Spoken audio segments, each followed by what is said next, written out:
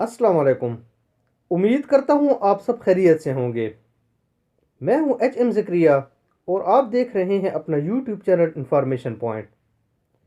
Robinson ने 1946 में एक किताब इफेक्टिव स्टडी के नाम से एक लिखी।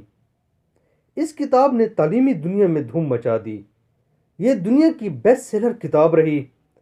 इस किताब में टॉपिक को याद करने के लिए एक टेक्निक, एक फार्मूला पेश किया गया। ये फार्मूला आज की जदीद दुनिया में भी इस्तेमाल हो रहा है।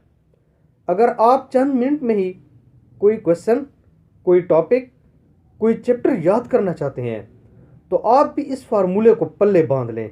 कमज़ोर से कमज़ोर स्टूडेंट भी इस फार्मूले को अगर पल्ले बांध ले तो वो बड़ी आसानी के साथ अपने टॉपिक में कामयाब हो सकता है। वो फार्मूला है क्या? इस फार्मूले पर जाने से पहले मैं आपसे दरख्वास्त करता हूँ, अगर आपने हमारा चैनल इंफॉर्मेशन पॉइंट अभी तक सब्सक्राइब नहीं किया, इसको सब्सक्राइब कीजिए, लाइक कीजिए, शेयर कीजिए। ये आपको इंफॉर्मेशन भी देता रहेगा और आपकी कामयाबी के बारे में भी आपके साथ मुआमिन रहेगा। इस फार्मूले का नाम था SQ3R फार्मूला। अब ये SQ3R को मैं एक्सप्लेन कर देता हूँ। S मीन्स सर्वे। सर्वे से मुराद सरसरी जायज़ा लेना। जैसे कि इंजीनियर फील्ड में जाकर सर्वे करते हैं, जायज़ा लेते हैं। इस स्टेप में आपने सिर्फ चैप्टर को देखना होता है, पढ़ना नहीं। इसमें टॉपिक कौन कौन से हैं, इसमें हेडिंग और सब हेडिंग कितनी है और कौन कौन सी हैं, डायग्राम कितने हैं, टेबल कितने हैं और ये चैप्टर कितने सफ़हात पर मुश्तमिल है और ये किस चीज़ से रिलेटेड है। मसलन अगर आप पाकिस्तान स्टडी पढ़ रहे हैं तो उसमें देखेंगे कि ये चैप्टर हिस्ट्री के बारे में है, जियोग्राफी के बारे में है, कॉन्स्टिट्यूशन के बारे में है या पाकिस्तान के कल्चर के बारे में है। इन सब का आपने सर्वे करना है, सिर्फ सरसरी जायज़ा लेना है, पढ़ना नहीं, सिर्फ आपने इसको देखना है। और ये सर्वे भी 2 से 3 मिनट का होना चाहिए, इससे ज़्यादा का नहीं। क्यू से मुराद क्वेश्चन है। आपने ये चैप्टर अभी पढ़ा नहीं, लेकिन आप इसकी एक्सरसाइज पर चले जाएं, वहाँ देख लें कि कितने क्वेश्चन हैं और कौन कौन से क्वेश्चन हैं।